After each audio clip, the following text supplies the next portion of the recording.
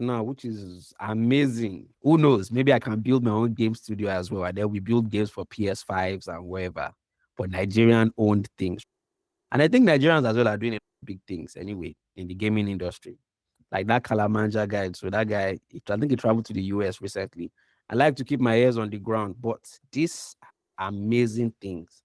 You don't have to spend time to sit down and then be sketching. You just need to have an idea, know how to use words to shape AI to give you exactly what you need. These are amazing things. So I would implore you guys, right, to, if you can afford some of these guys, be able to go in. So I would like us to go in through the pattern of a complete app. And I don't think I have a choice. I'll probably have to get like a pro right now.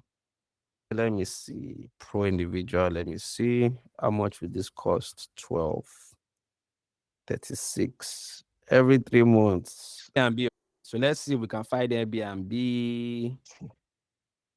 Travel. Usually it should be in travel, right?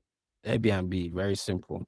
And Airbnb is one of the best designed websites in people's opinions. So definitely. And then for webs for mobile app, which one should we go into? We have Bolt, we have Mercedes-Benz app, even though it doesn't really do anything. We have Skyscanner, Thread. And the only reason why Thread actually works is because of Instagram. Anybody agree with me on that? The only reason why Thread actually works is because of Instagram. Because Instagram will now send you a notification of somebody that you're not following, somebody that you've never seen before. And then we tell you that somebody posted something. Or we use one nonsense topic to just capture you. And once you tap on it, you are in Thread again. So that we call it CRM, customer relationship management. So what CRM teams do is they use messaging to then bring you into an app. I'm sure you guys have seen on LinkedIn, recruiters checked out your profile. Once you see that thing, you will tap on it. They've brought you back to the app. You understand? Even though your intention was, you were not even thinking of going to the app before, but for you to see that, I won't check my profile. You go and check sharp, sharp. You understand? And that's CRM. Or they'll send you a push notification and then they'll tell you that your friend or somebody posted something. Facebook does that thing, and that's the most annoying place that those notifications come up from. So, Airbnb. Here, we can look at flows, specific flows. We can look at specific flows and say, okay, when creating a profile, let us focus on that flow of creating profiles. And these are all the pages that is involved in, the flow of creating a profile. So let's go into the first one. And the first skill pretty much is, but for me personally, this seems next level stuff. You understand? This is not the website. These are the screenshots of the website, but it's managing to make you be able to click on certain things and interact with it like you're actually using the app itself. That's just madness. But anyway, so welcome to Airbnb. Continue. Add a profile photo. So you upload the photo. Once you upload the photo, bam, bam, bam, wherever it is, and then your photo is already there looking good. This photo. Now, why do you guys think they are doing things like this, using words looking good? This photo will be added to your profile. Why do you guys think they are doing this? It's around branding as well. Your brand is not just your logo, it's not just your colors, it's not just the maybe merch, the swag that they share for everybody that has logo on it. You understand? It's not about the Nike that you're wearing, it's about the messaging. Nike, what you guys will always know from Nike is just do it. Just do it. That is the brand. Anybody sees that check anywhere, they want it. Even if it's not Nike, but once you see that check and it says Nico, even if it's Chinese one, Nico, you will still want to buy it, even though it's cheaper. I cannot afford the 400,000 naira shoe, but I'll buy the 32,000 naira one just to swag up on these people. And that's the point of view. Branding is very, very important. The messaging, the advertising of a brand. Now, websites have the luxury of not necessarily being a physical product, but they are more of a virtual thing, where in the sense that they are everywhere you are. You don't have to pay to actually access them. People like Nike use websites to advertise the physical products that they have.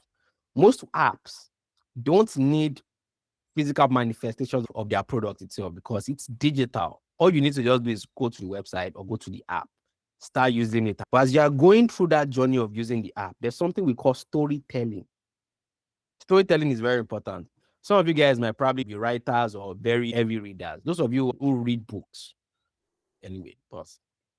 For those of you who read books, right, there's a certain way it brings you in at the beginning.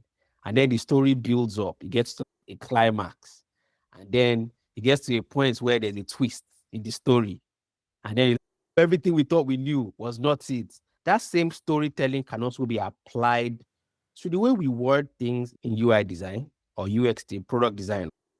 The way we reel people into the app, we convince you to come in, do this, do that. See what Mobbing just did now. I needed to show you guys some screens, but I did not have a paid version of Mobbing. And they were there. There's yearly plan, there's quarterly plan. If they had said there was a monthly plan, because they know that I don't have a choice. Which other websites actually do things like this detailed? It's only Mobbing in the world that does this. Maybe some other competitors are currently coming up, and that's fine. But it's only Mobbing in the world that actually does this exactly the way they do it. So what they've done is we want to make the maximum amount of money possible. Let them come inside, look at a few screens. And I saw a few screens. I discovered Midjourney has a website. This one, that one, that one. That is me discovering things. But there's something we call a customer journey map or a user journey map. The user journey map is on a whole other level of thinking of a product. So this is the new company I work for, and pretty much I'm the only one who does research, who does proper UX. The other designers are pretty much just designers. So this is what I've been working on, customer journey maps. And obviously my ChatGPT image creator now. So this is what we call a customer journey map. The customer journey map would consider things beyond just the product itself. We'll be thinking about the product from the angle of how do we want them to find our product, awareness. How do we want them to, what do we want them to think when they are considering using the app? When they get the app and then use it. This is the act of actually using the app for that thing or for some other things as well as that discovering how to use that. And then loyalty means how do we keep them coming back day in, day out to use this product. Now, within all of these phases, there's now a plan of what are the user actions when doing awareness, user action during consideration. What are the goals and experiences? What are the feelings and thoughts that they should be having? What are their pain points? So what are the possible things that can hinder them from using this thing completely or might even discourage them from continuing to the next step? You have to sit down and think and really break this thing out. And then the last part is opportunities. Now that we've thought of all these things here, what are the things that we can do to butter them up, to spice things up and say, move on to the next step? And then things like how it works videos, small entry incentives, non-pushy, friendly messaging. Now, this that I'll be working on is not only going to be on me. I've already had conversations with guys in CRM, guys in BI, business intelligence, the VP of products already. I've already spoken to president of the company on the thing. And this is typically how companies build products. You always have to think beyond. We are building. But what else is important to the success of this thing that we're building? You understand? As a product designer, it's very important to be able to. Now, this is from one persona. Then there's something I discovered, I think, around last year. Something called an anti-persona. For every persona, there's an anti-persona. Somebody who's we've all been an anti-persona of something. That anti-persona is somebody who's a hater. How can we convince a hater, at least maybe the worst of all haters, to say what are the opportunities that we can do to find a way, right? To find a way to get them to use us. Show plain, no hype FAQs or video testimonials up front. Looking for opportunities on how to reel everybody in and then follow this train of thoughts. That's typically how it works. You understand? And that's one thing I always say. We've all been a hater of something. I think for me at first, what product was I a hater of? I can't remember. I think it was probably Threads. What's the point of it? I did not open Threads for a while. Then Instagram started whining me with Threads. Before you knew it, I was already inside Threads. And that is strategy. That is a user journey map at work, retargeting me and just making me one way or the other sign up for Threads. I don't think I've ever gone to Threads by tapping on the app icon of Threads. One thing for sure that they do is they will send me something in my Instagram because they are linked and they know the things I like. So they'll just send it to me. Once I see it, I just tap on it. Especially if it's anything Formula One, personally, or all these guys. Once I tap on it, I'm already seeing videos on Ferrari races, the last Grand Prix, and all of that. Very interesting stuff. So that is all CRM work. So beyond our work, just designing, there's a strategic parts of it. There are so many things that, but again, that will be a whole different thing. But what we want to talk about today for now is just going to be patterns. So the point is this. So Dave, and then what if I don't like the photo? I want to change it. I should be able to change it. You understand? There's the happy path. Everything goes smoothly at first try. Fine. Happy path. But then there should be the unhappy path. I've uploaded the photo, but I want to change it. I should be able to click to change. Takes me back. I can upload again and then come back to this point again to then say done. And now this is the final screen of the onboarding, meaning I've already logged in. Now my profile picture is in there showing me everything that I need to see. You understand? So flow. Now, other apps also have their own unique sign-up flows. Something like Threads. Let's go from the flow of onboarding. They have 23 screens in their onboarding. So they have 23 screens in their entire onboarding. So let's go from the beginning. Let's go from prototype view. So here, Threads, this nice graphic thing, Threads, say more, blah, blah, blah, say more, whatever. Awesome. Log in with, you cannot log in just anyhow. You have to have an Instagram account to have a Threads account. All right, so log in with Instagram. So let's log in. Then it's going to ask you to log in with your Instagram and then put your password, then you log in. And then it's doing the loading thing. So this is the loading phase of it. These are all the phases that you should be able to show in your design. Then we go in. Now it's asking you, do you want to save password? No, I don't need to save my password. Save your login info, or yeah, save. And then you go next. Getting ready for Threads. Now we are here. Now you can now set up the Threads profile. So first, the only way they validate you at first is to link your Instagram and your Threads together so that they can retarget you through that method I told you guys about just now. So, but now, you now have to write a bio, plant enthusiast, so you're done, right? And then if you want to add a link, you can add it. Then you can then say import from Instagram. Importing your Instagram details will replace any edits you've made. So that means instead of this edit, I want to use my Instagram. So you can just say, okay. And now it has imported that with your own image from Instagram and whatever. And then you say next. Public profile. You can see it's a step-by-step type onboarding. Now, for some people, right? And I've always said I will share my own experiences, right? Because it's very important for you guys to know some of these things as well. Because you never know, you might face it as well, right? So for the company I work for, right, pay for me. So I've been working at this company for 4 years. I built an entire design system. I did everything, and ABC built the app and all that, yada, yada, yada. So now, if an app or a company, right, has been able to do amazing things, but it has always fallen on the shoulder of one person doing research, doing data visualizations, tracking of metrics, doing the design, you understand, the prototyping, sometimes pitch decks or pitch meetings with potential partners and all that stuff. If it falls on one person, you become too dependent on that one person. But the problem again is there's a risk with having one person do everything. So an example of that is when the powers that be in any organization feel, oh, this is what we want you to do. We don't want you to do it based on research or based on standards. We want you to break the rules. I understand. And as a senior person in the industry, I cannot be teaching you guys to say we follow this pattern, we follow this, and then I'm designing it another way.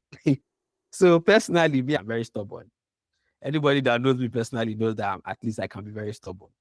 So the point is this. There's something about the pay for me app, the onboarding, the sign up of the app itself. It's like a step-by-step thing. And that's pretty much how most apps are, to be honest, right? Now, the fact that product is working amazingly well, we have all the data, we've installed and we know what is going on in the app at all times. At least I know what is going on in the app at all times. When I say we, it feels like I have a team of people, but it's only me. The point is this: every product cannot succeed without other departments carrying their own parts. Customer service is there. That is CRM in a way, but the problem with that is it's not really intelligent CRM.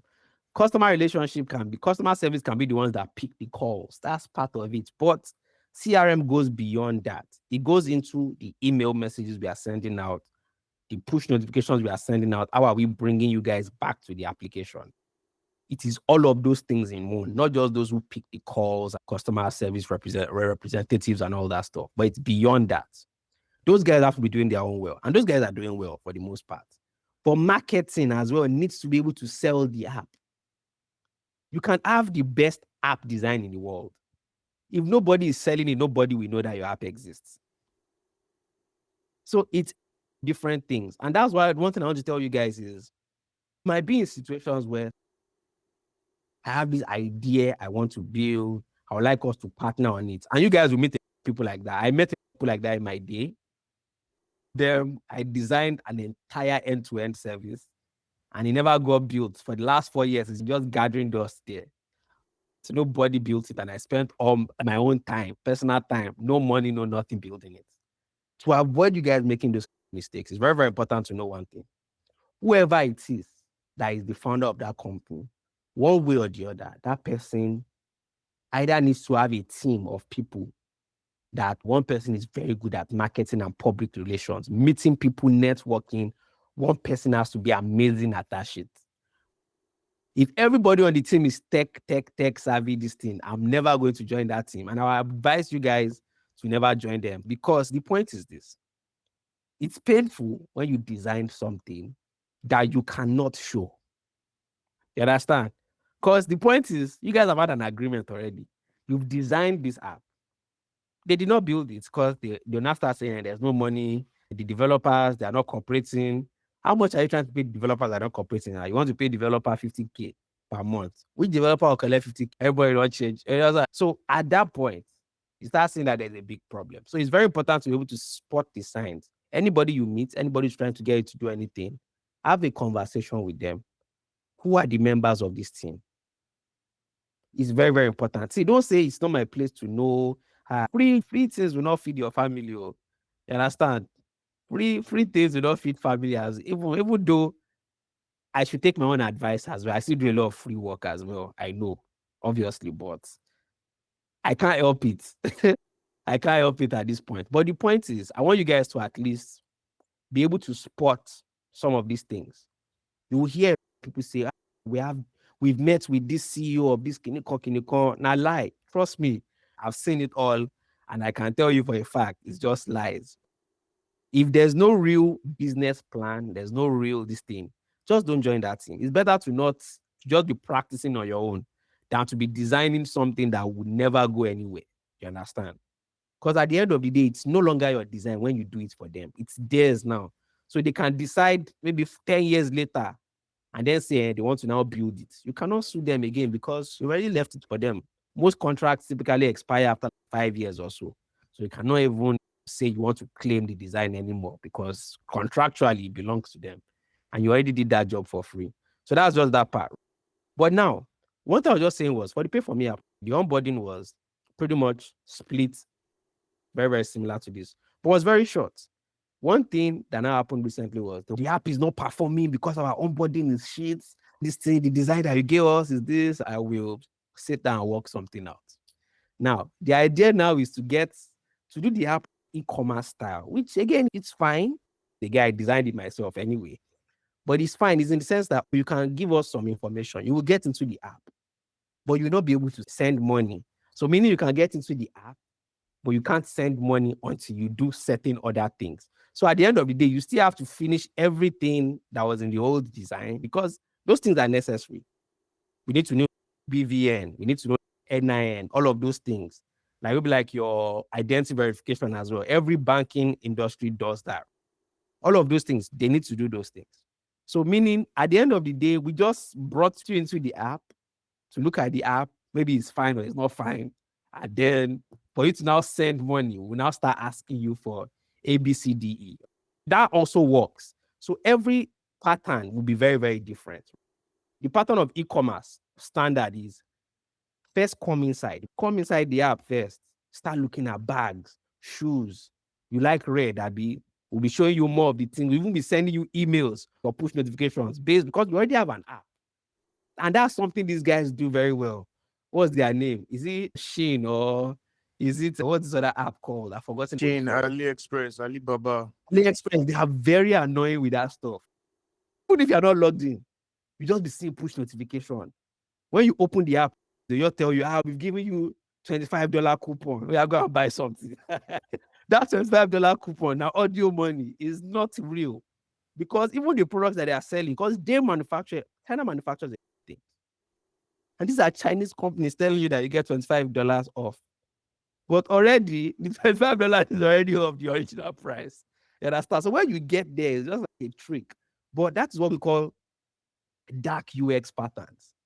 Dark UX patterns is using trickery and using human psychology against humans to convince them to do things. That is dark UX. It's unethical, but it's still ethical because it's business. At the end of the day, business is about making money. You have to be bullish when it comes to business. You have to be the bull. Businesses go for it. Like if you think about the stock market, when you put, let's say you put in $1,000 now, and maybe within a week, maybe you make 20,000 or 30,000. You're not worried about who lost money. Trust me, for everybody who makes money in the market, some millions of people have already lost billions of dollars somewhere. So again, that still begs the point of the ethics of UX. The point is this: UX now goes beyond the app. UX goes into how you bring people on. That's just what I'm trying to say. So every idea is unique in its own way. There's no idea that will not work if the right support systems are in place to make that work. So that goes back to my point. This is a long process. It feels like a long process, but at the end of the day, it still works because people know they need this Threads app. You understand? They want to see what it does. So everybody will click, go through the entire thing and follow the entire process, allow notifications, and all of that stuff. And this is what Threads pretty much looks like. And this is what we call patterns. Patterns is not about the design and how things are only arranged, but it's about what is happening next. What can we do from here? If I say forgot password, what page does it take me? So how do I reset that? When I will trigger that reset, which email does it send to me? And what am I seeing in that email? Am I seeing a link or am I seeing a set of numbers? If I see numbers, that means the app itself will give me a page where I can enter those numbers. The link, that means in my email, I'm getting a link. So that means if I tap on that link, it should open the app automatically. That's what we call universal linking. Let's not even dive too deep into all of those things. This one is just outside of UX, but universal linking now means outside of this app. When I send you an email, when you tap on the email, I want it to take you to a specific page inside my app. That is universal linking. You understand? So the emails have been set up in a way that if you tap on a link in the email, instead of going to a website, it will take you to the app because you have the app on your phone. I'm sure you guys have seen that times. So that is what we call patterns. There's a thinking that goes into it. It's advanced principal product designer type thinking. But at least you guys should have that mindset. You guys should be able to be in any company and then ask these questions. What are you guys doing about universal linking? If they have an app, if they don't have anything like universal linking, how do they expect this app to perform the optimal as what they wanted it to be? Also, if you join any company, try to talk to I think one of the best people you should always talk to will be the heads of finance.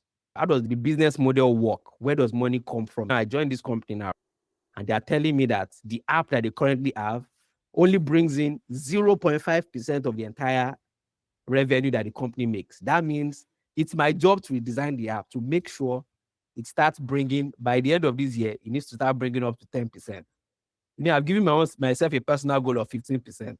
At least if I can beat that by 5%, I know I deserve my bonus that they will pay me by the end of the year. So it's thinking beyond just how it looks, but how it works. But beyond how it works, how does it work outside of the app? What are the things we are sending? We are sending push notifications, we are sending emails. What emails are we sending? And then of these types of emails that we are sending, when we look into these emails, is it sending link? Is it sending code? If it's code, that means in the design, we must have a place to enter that code. If it is link, that means that link will go to a specific page inside the app. That means that page needs to exist. You understand? So it's different things when it comes to real apps. You can see how Instagram, they've done their own universal linking in a way that I think Instagram and Threads, and I don't think anybody here pretty much maybe understands the coding part of things, or maybe some of you guys know.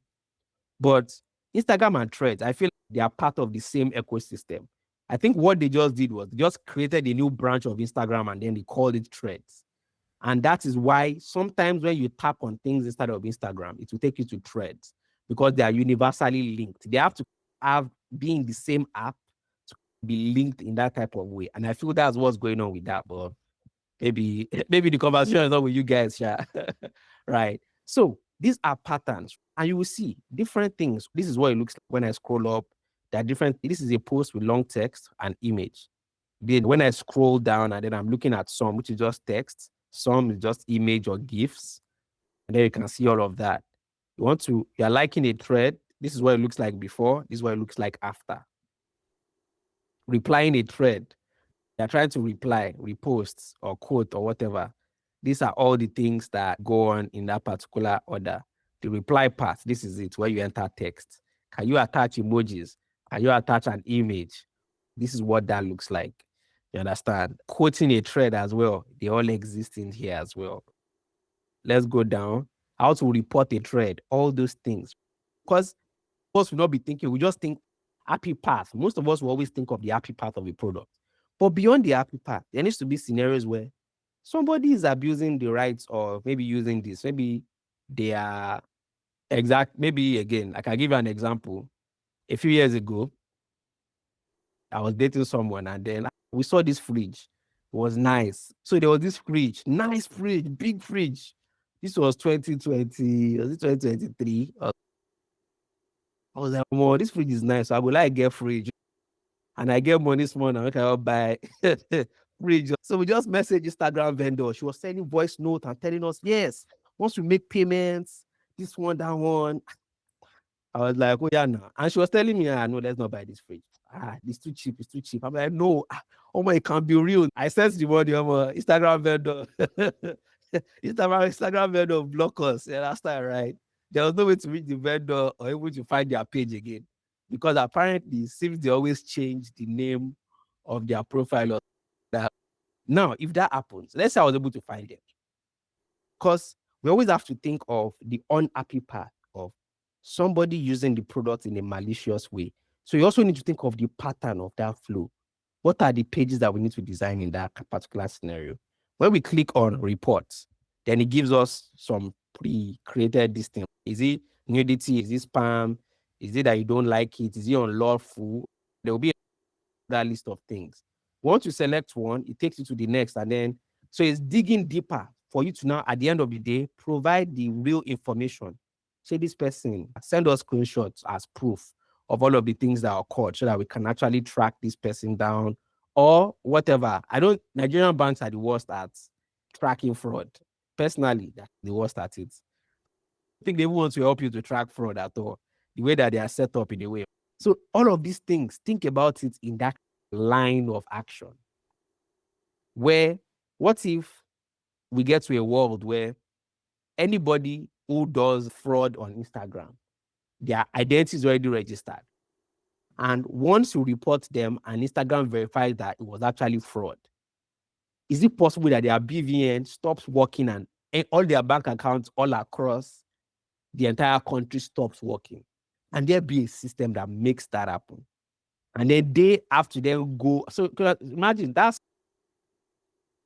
all their money getting trapped in their bank accounts. And anywhere they've moved any large sums of money to as well, those BVNs, of course, there's no bank account of BVN in Nigeria that will work.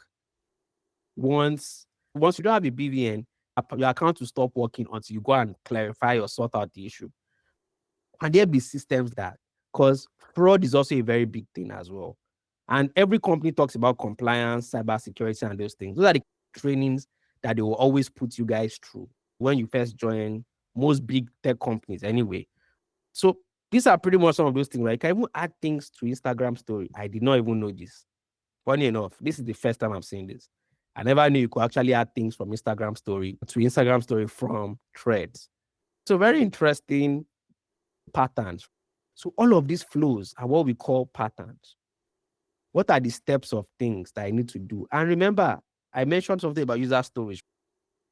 Did we talk about user stories? Yeah. We did. Now, those user stories, your user story also needs to consider all of those negative things. I want to report fraud. Abi, if I want to report fraud, oh yeah, nah, what are the pages I have to go through to report fraud? You understand? All of these things, very important for you to at least note them. Now I've paid for this thing and I feel like it's useless to me, but again, I think maybe when I actually find the app that I'm actually interested in looking at, maybe it's going to be more interesting. The other social networking apps as well. Let's look at a dating app. Let's go in. So this is Tinder. How do they onboard people? If I go in here now, see the onboarding. Tinder, they show you sparkle, nice colors, everything is nice. You understand? And then we scroll. They get your phone number. They're not even asking for your email. Just give us your phone number. Which country are you from? Then we get your phone number. You get a code in that number, and then you enter it here. And then email code to the email that you've given them. So you get to get that code and you enter it to too many verifications. So email, all that, and yeah, they are logging you in. Welcome to Tinder, and that's the end. All they just do is verify. There's no linking of one app to any other. The pattern of this was simple. Can we get your number? Can you select your country? From there, there's enter the code that was sent to that number. And then, yeah, email code. And then from there, you enter that code that was sent your email to. So you verify both phone number and also email. And then you're already in the app. Very simple. Even though it's about 17 screens, I'm very sure you don't actually have to go through all those 17 screens in a way. Yeah, this is now, after they now let you in, there's now the setting up your account that you still have to now do. Oh, welcome to Tinder. Be yourself. They will advise you. Why are they telling you how to, should I say, use the Tinder app? It's so that you can have success with the app. You are here to date. Therefore, how should you talk to people? Should you start forming American accents where you have Ijebu accent or where you have a Shogbo accent like me? You understand? So it's very important. So they're telling you, be yourself, use your own photos, let them know your age. You don't have to lie. You find people that you like, all those things. Stay safe too. Don't just go on date with any guy. May they not go kidnap you because the app cannot track you when they kidnap you. So all of these things, these are patterns that you always have to think of. What am I building? How should I talk to these people? What are the opportunities in this area that I can do this? And I know that this person will feel a little bit more comfortable and will actually share their information or move on to the next step or click the button to upload this or even start using the app or even subscribe to the app. What are the things we can say, do, and show to them that will actually convince these users to use this product and do this, do this, do this, do this, do this? Yeah, so you can see what's your first name. They collect your first name. Well, first name is Judy. And then they say, welcome, Judy. Let's go. Your birthday. They happy belated birthday. Sorry we missed it. Hope it was a fun one. Can you imagine? Look at what these guys are doing. This is what we call social engineering. This is social engineering at its best. They are pandering to the things they know you like, because it's very personal. It's something that you have to celebrate. Why would you celebrate my birthday? So look at this birthday. Oh, happy belated birthday. Sorry we missed it. Hope it was a fun one. You see, oh, they'll start smiling. I'm a woman. Oh, yeah, next. Are you straight? All of this key information. And trust me, this information is not just dying here. They are using all of these things to collate their metrics. They have data analytics installed on the apps that is giving them information. People in Nigeria, social location using Tinder are 90 something percent straight, maybe something percent gay, something percent demisexual or pansexual. They have those numbers. So when it's time for them to do any promotional campaign in those areas, those numbers, they'll just target that demographic of people that is highest. Understand? They'll collect your money. You understand? That is business. It is dark UX at the end of the day, but it's not harming you and it's making the business money. So again, who really cares? And that's something that I want you guys to always start thinking about as well. The world is beyond just the app that you're using. There's a reason why Instagram, as you're using Instagram, you're interacting with, at least as tech men that some of us are. Me, I interact a lot with gadget type stuff. Like I'm looking at maybe AI content. I'm looking at things like animation content. Sometimes I'm also there for like the Instagram women. I won't lie. There's stuff in there. You see that by the time you come on Instagram the next time, your explore page will be those things that you look at a lot. For me, it's anime, it's AI stuff, it's some nice people are nice to look at, you understand? Those are the things that I typically see on my explore page. Those algorithms are targeting you. There's a reason why when we talk about certain things, when you open an app, you start seeing the advert of that thing. Here, it's even worse in the UK here. It's worse here. In Nigeria, our laws still prohibit some of it. Here, it goes to the point where it's attached to the TV, meaning your internet is also selling your information. So I can be here. I'm not even next to the TV, but I can be on TV. Next in Domino's advert will just come up. If I'm talking about Domino's in the room here, and my laptop is here, or my phone is here with me. But because I'm connected to that same Wi-Fi, all that information. So when Amazon Prime is just going, I'll see, hey, Domino's advert. Bam, they don't catch me. Understand? I'll spend another maybe 10 pounds, 12 pounds buying big pizza size. So data is big. If you're ever thinking of building a company at some point in your life, think data. If you are building a company, even if you have a company, whatever that you are, maybe you're a tailor, you are whoever, whatever, start collecting data. Because the way I think about data in these last few weeks that I've been working with these guys, the way they use data is amazing. If you think about it, if I'm a tailor, most of my clients are this particular length of trouser, this particular, can I start making ready-made wears, right? In that particular size, because I'm seeing that a lot more people are of that height and that distance, they will buy. What is the next? Maybe if I'm making an inventory of, should I say, ready to wear, I can have a number of this, a number of that, a number of that. But also, can I open a Shopify store or whatever type of, maybe a WordPress store? I'm going to install Google Analytics on it, but also Google AdWords, so that to say people in my area will be the ones to see it. Therefore, your customers as well will probably see your ad and say, this guy is already making this thing. Therefore, your customers don't only come when they want to make clothes, but also when they've seen an ad and they see that it's in their size, they can actually order. Your neighbor, the delivery man, can go and deliver it to them. By that way, you've already upsold other things to them beyond just whenever they want to make clothes. Now you've sold things with digital technology outside of your distance. Your data was what you were able to use to do that, because there was ready to wear clothes ready for the clients, just to ship it to them in less than maybe 1 day or 2 days. And you've already collected it. And you've collected new money. And then by that way, you start getting better referrals because more people are buying. And the more, one of the things that happens with these things, internet is a network effect type thing. The moment somebody is hitting your website and your website is saying accept cookies or allow cookies, I'm sure you've seen that stuff before. Allow cookies. those cookies is studying on behalf of Google. If that internet is connected to is that a phone or maybe mobile device or whatever that person is using is connected to a particular Wi-Fi, those same signals are now in that Wi-Fi. If anybody else in that house is connected to that Wi-Fi, they might see it.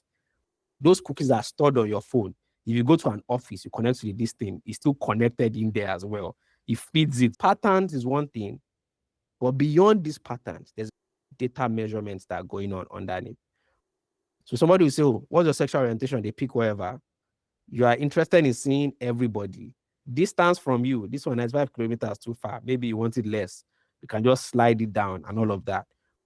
There's so much research that would have gone into that one slider thing.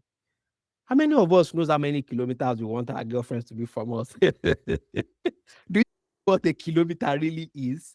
In the sense of, like, if you think of number of steps that you walk, I don't know. So all I know is kilometer is kilometer. So the only time you should ask people to enter text into like a field is when it's something definite, like name, birthday, this one, that one. Yes, I will enter it because I know that for sure. But if it's maybe the height of the girl that I would like to date, I don't know. I don't know like what 6'1" means or 6'2" means. Again, some people know, but I personally don't really know. Doesn't really matter. Just use a slider. Or should I just be looking at the numbers? As long as it's not too far to the end, it's somewhere towards the middle. I know the end means that's the farthest it can be. And then the beginning means that's the closest it can be. So if I can be somewhere in the sweet spot in the middle, it's all good. You understand? So that's part of the research that would have gone into this. But beyond that as well, it's also fun. It's a different way of entering information. Instead of always entering text and typing stuff, can I just slide like a dial? And then the numbers will just be changing as I'm sliding it. Anyway, so right now I'm looking for, this one is even confused. He's figuring it out. I'll be okay. And then if studying is your thing, give more information. You studied in university or whatever, lifestyle, you tell them you like to smoke, you like to work out, whatever, you are into self-care, sneakers, whatever. And then you give them pictures looking nice and looking sharp so that they can see fine boy. And then at the end of the day, everything, let's verify that you're human. So they can see they've collected all of this information from you, right? Now imagine with this type of company that they are very data driven and very, very, very successful. This is like the most successful dating app company in the world. Now imagine somebody saying this process is too long. I want to cut it short first. They start seeing people before they start using this state. That doesn't make sense to me. The point is this: every design would work. The only thing is, are you communicating the right things through the channel that you need to be communicating through? Is your business model even enough to bring 1 million people in one day? You understand? Dating apps, there are like 1 million, there are like 10 million, 100 million people looking for love. This is a no-brainer. These types of app, they will move very fast. A second type is finance apps. Like fintech apps in Nigeria now is like pure water. There's everybody building fintech app in Nigeria. Let's just be honest with ourselves. Everybody's building one app that sends money, one that pays electricity bills and buys recharge card. I don't even know why I want to get an app that, why somebody wants to build an app that buys you recharge card when your banking app does that. But anyway, that's their own business model. Now think of somebody who does an app like that, where all the app is doing is buying recharge card and recharging electricity bill. Just think about it. Thinking we'll get 1 million people using an app in one day. Not lie. It's not possible. Take my entire maybe annual salary on it is not possible. Because the point is this: you have to understand your audience. You have to understand the area where you are. You have to understand what your competitors are. That's why I always say something about competitive analysis. Whenever you're doing anything, you have to look at what other people are doing. At banks already selling recharge card and doing IBDC and EKEDC bills. Will I go and download this guy's app so that I have another app again on my phone that will be taking up memory space and sending me nonsense notifications to come and buy a recharge card? I'd rather just use my banking app that I've been using before and just be doing it as I've been doing it before. So business models matter whenever you're building things. It's just about the capacity of the company. Let's just be honest. The company might just not have the capacity to undo marketing those types of flows. And that is fine. It's perfectly fine. You can always scale your design down. But the point is, there's something called compliance. There are laws of the land, right, that require your app to collect and verify certain information. A banking app in Nigeria would always ask for BVN and NIN. They have to know who you are. To be able to issue you a bank account, they must know who the hell you are. So if you say we want to cut down on this journey is too long, well, let us remove this thing. CBN and what's Nigeria's whatever, I don't even know what they are called. Your company, like they'll sue you down. I think which company was that? I think it was OP. OP and I think Money Point as well. I think they got in trouble for something. OP at one point got in trouble because OP was not verifying people and people were now using OP as scams. So OP got in trouble for that. They got billed about, was it not like around like almost 200 million naira or something that they paid, like crazy stuff. So imagine you that you even made 100 million naira in your company, getting sued for 200 million by the Nigerian government. There are a lot of things that matters when building products. You as designers, your job is to consume this information, but ensure that as you are designing, you are considering all of these things. Some things cannot miss from your design. Some things cannot go missing from your design. And also, I always also advise you guys as well, don't just go to meetings and just be a listener. Don't just be someone who's just taking feedback. You're just taking this thing, like information. Yes, you are there to soak information as a sponge when you start. But whenever you hear something that doesn't sound right, it's better for you to speak up. How can somebody who is a back-end engineer, who knows nothing about how a good UI should look, be telling you that this design doesn't look fine enough, or this design is not functional enough? It's not possible. Like, that makes no sense because all he deals with, the guy doesn't even code the UI. The guy codes the backend, and backend has no element of UI whatsoever. So how can that person be the person telling you that this design or this designer is the best designer from all the different people that you're interviewing? Me, I would not take stuff like that. So that's, I think, some of the things that I look at. So you can see this pattern. It's a tedious process, but you see the messaging has eased the burden. The way they presented it to the user. Add your recent pictures. They never say add pictures. They just say add your recent pictures. And they say, hey, let's add 2 to start with. And they're letting you that you don't stress yourself. Just pick 2 pictures. And then you pick 2. You add those 2. And then now they're telling you you've done 1/6. Now you've done pro tip. 4 pictures increases your chances of getting liked. Meaning, if somebody sees 4 pictures of you, they might actually like you. You understand? Therefore, and you want to be liked. You understand? You're coming to a dating app. You want to be liked by some fine guy or some fine girl like that. Oh yeah, let me go and find 4 pictures so that I can load it there. You understand? And then they have to verify that you're human. Once they do that, then they say, so are you from around here? You see, this is not just saying they want to ask for your location to allow location. They're like, are you from around here? Set your location to see who is in your area. And then allow, because remember that slider. So they still refer to it at the back here. They just didn't do it immediately. They are like, it's sense in the way they did these things. So you turn on notifications, so you notify me, because it's a turn off to miss a match, message or offer. Because if somebody likes you, what if you don't miss it? It's a turn off now. They will not come back to like you again. You understand? So just enable notifications so that when somebody likes your profile, you can see it and you can like them back. You understand? Want to avoid someone you know on Tinder. Maybe your crazy ex-girlfriend or your crazy ex-boyfriend is on Tinder, type stuff, and then see somebody's profile, and then you can start scrolling through. These are what we call patterns, really. These are what real world apps are really like. It's about real world things that are really happening, or finding ways to appeal to you to then keep going. Even if it's 20 steps, this is 39 steps. I've done this one back in 2021 when I first signed up for this thing. It was very interesting, but it was fun. Like, I was just going through it. I don't feel like it was stressful, to me at least. So because of the way the messaging and the old pages have been structured, you always have to think about those things. So as you guys be working on your own project, you have to be thinking about all of those things. You must be thinking about it in the sense that, okay, see now, see this one now. When it now becomes, if you now swipe on somebody, nope. But then when you like, see the emoji that shows up on it. And then when it's a match, it's a match. Oh, then you can send them a hi, confirm the message. And then after that, okay, they will not tell you to verify again. Maybe your verification did not work, I think.